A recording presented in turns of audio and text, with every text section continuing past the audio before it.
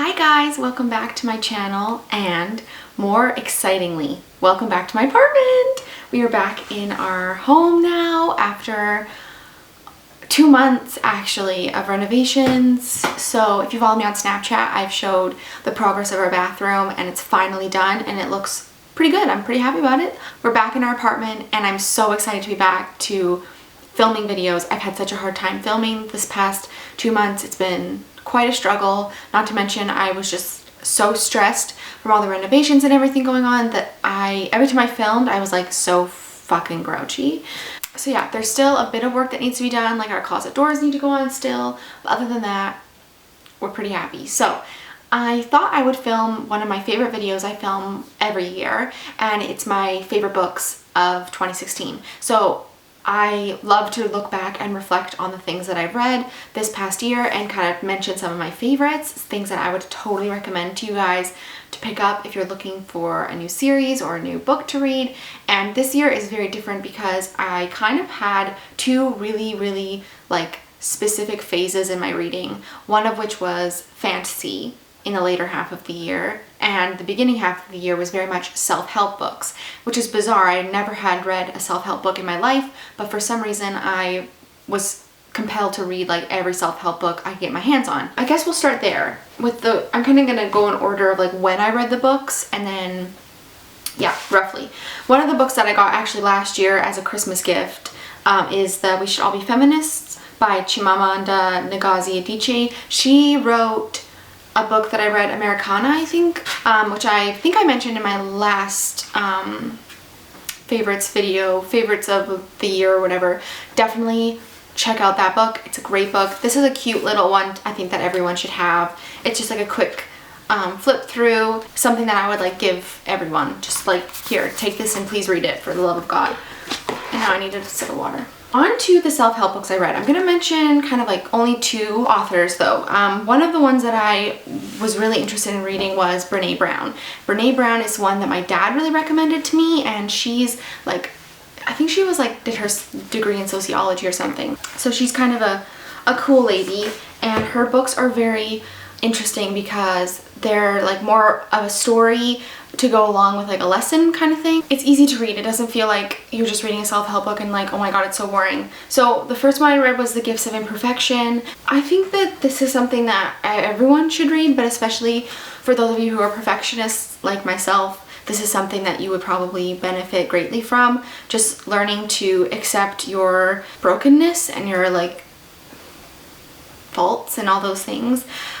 So this one was really good, and I do recommend this. It's just a quick flip through. I actually was reading them like novels, which I wouldn't really recommend because I feel like you kind of just end up reading them like a novel and you don't really take as much from them as you should. The other one I don't have the dust cover from anymore. I don't know why. I don't know where it went, but it's Rising Strong, also by Brene Brown.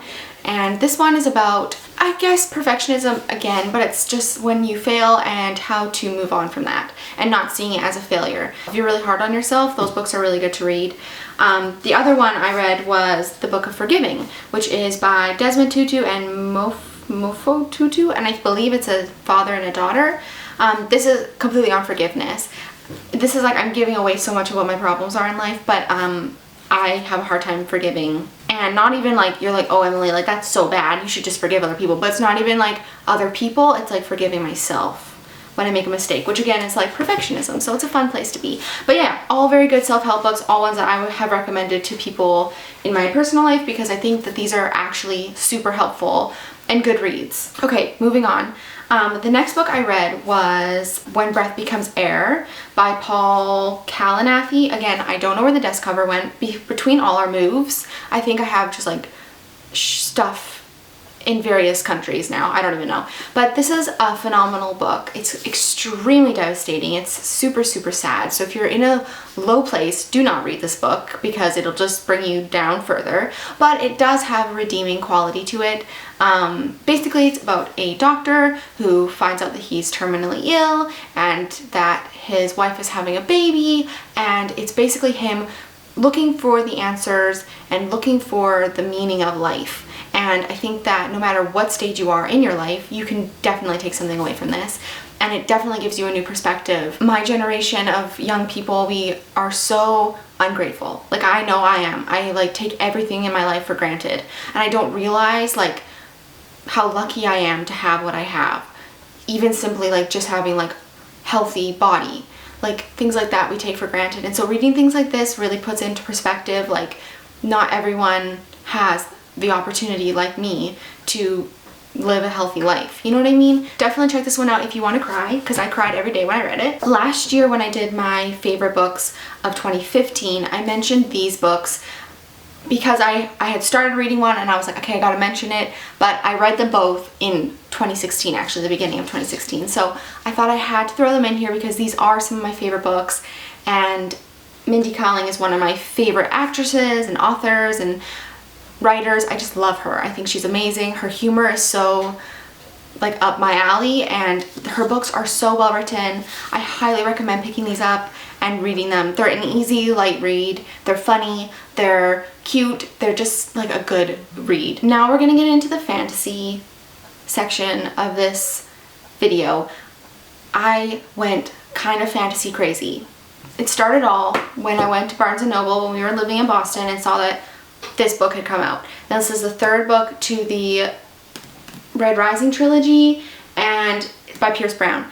I had read the 2 books before this one had come out and I loved the series, and then you know how you just like move on with your life, you know? You just, you know, it's always kind of there in the back of your mind that you want to read the other book, but you kind of just move on. It came out I think in February or March or something, and I picked it up and I loved this book. This series is fabulous, and the first book is a little bit of a struggle, the first like 150 pages. After that, it's just like phenomenal writing. I think that this series is really well done, and I've heard that they're doing more books for the series, so I hope that that's true because I love this storyline. It's like phenomenal and so well done. So if you haven't read these books, please read them. When I finished this book, I was like, I don't know what I'm gonna read or whatever is going to compete with that. So that's when my like fantasy love came back, and I was like, I need to read everything fantasy right now. And I went to GoodReads, obviously. I never know what to read, and when I'm in like a book stump, I'm like, I need GoodReads to help me out, direct me in a path. And I had been recommended Brandon Sanderson in some of my videos as well, and I'd never read anything by him before, which I don't know how I did that, but he is an amazing fantasy author. So the first series I read by him was Mistborn. There's 3 of them. I'm currently reading the 3rd one right now.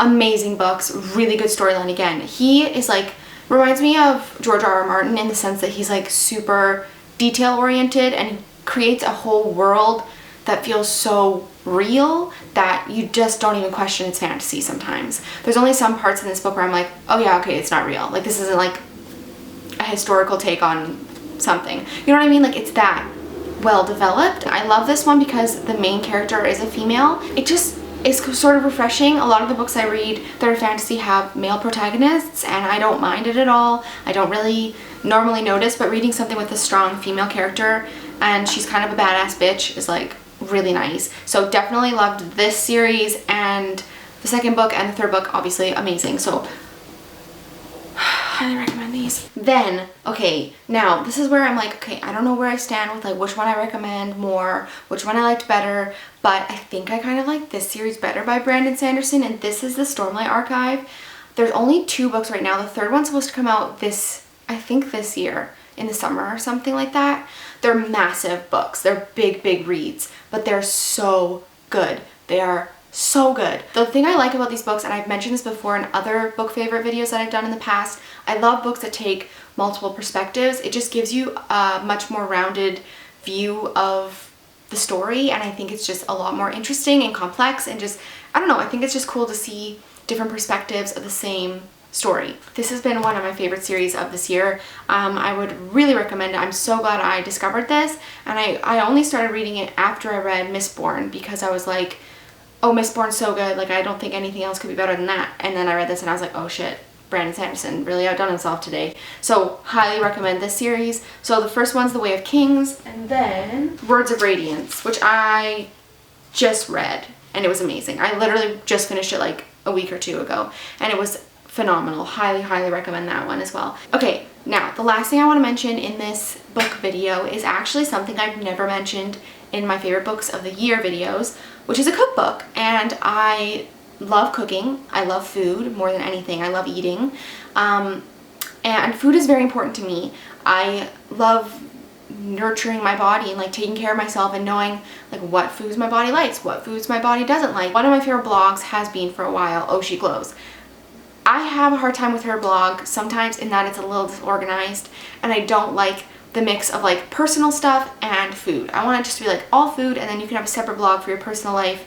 But like, honestly, no offense, if I'm looking for a recipe for chocolate chip cookies, I'm probably not interested in your baby. Like, no offense, but I'm just not. But she did come out with this cookbook, and I love it. The recipes in here are phenomenal and so well thought out and so nice to follow. They oftentimes have things that I already have in my pantry that I just throw together, and I'm amazed at how tasty things are. Like, I'm actually amazed. So I really love this cookbook. I think it's amazing. The all-purpose cheese sauce. Yeah. One of my other favorite blogs, Hot for Food, has a cheese sauce recipe, and I've actually never made their recipe, but I think it's quite similar to this one. And this recipe is phenomenal. You can make macaroni and cheese with it. You can put it on nachos. You can put it, like, it's amazing. So if you like cooking, this is entirely vegan, but it also is mostly gluten-free. Not everything is, but you know, so if you're interested in that sort of diet, which is what I eat, definitely check out that cookbook because it is amazing, and my family has been loving it. Like, even these people who eat meat and dairy and all that stuff, they've been loving that cookbook. So definitely check it out. And if you don't want to make the purchase of the cookbook, you can always just check out her blog, which is really nice, because that's free. And I think that's pretty much everything I wanted to show you guys. I feel like I didn't have as many like mind-blowing books this year. 2015 was the year of like mind-blowing books for me. I read All the Light We Cannot See. I read The Luminaries. Like, those are some of my favorite books of all time now. So definitely go check out my previous years of my favorite books of the year videos, and I'll link those down below. But yeah, this is this year. Oh, what is his hair? I never noticed that. I'm really sorry if that was... Oh, okay. It's like, just what? Help me. Yeah, so thank you guys so much for watching. I hope you enjoyed this video, and I will see you all soon. Bye!